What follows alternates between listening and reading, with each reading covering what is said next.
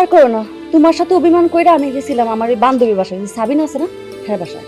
সেটি ছোটবেলায় কিপটা আসলে স্কুলে থাকতে এখনো কিপটা, সারাদিন কিচ্ছু খাওয়া নাই। তারপর নিজে ইজি গাইছে, কিরে কিছু খাবি না? হ্যাঁ কে কয় জানো, হ্যাঁ কয় আমি ডায়েট করতেছি।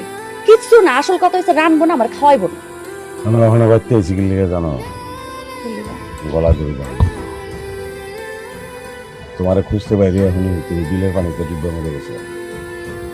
দৌড়ে বিলের পাড়ে গেছি, একজন করলে বাচ্চা গেছে। আমার আর বাচ্চা থামানোর তো দরকার নেই, এর লেগে দড়ি জোগাড় করে দিয়েছি। কি লেগে এমন করো আমাকে?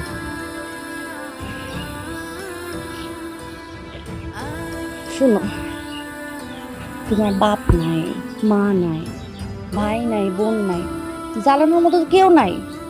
তাদের যে জ্বালানোর কোটাটা আছে আমি জ্বালায় পূরণ করে দিই। তোমার কেউ নাই দিকেই তুমি যখন ঘরের থেকে বাইরে যাও আমার জানলা আর পানি। অভিমান করে গেলেও তো প্রত্যেকবার আমি ফেরত আসি। এমন কোনোদিন হয়েছে যে আমি ফেরত আসিনি? প্রত্যেকবারই আসছি। কি করবা কো, আমি জন্মাইছি একটু অভিমানী হইয়া, এটা একটা সমস্যা।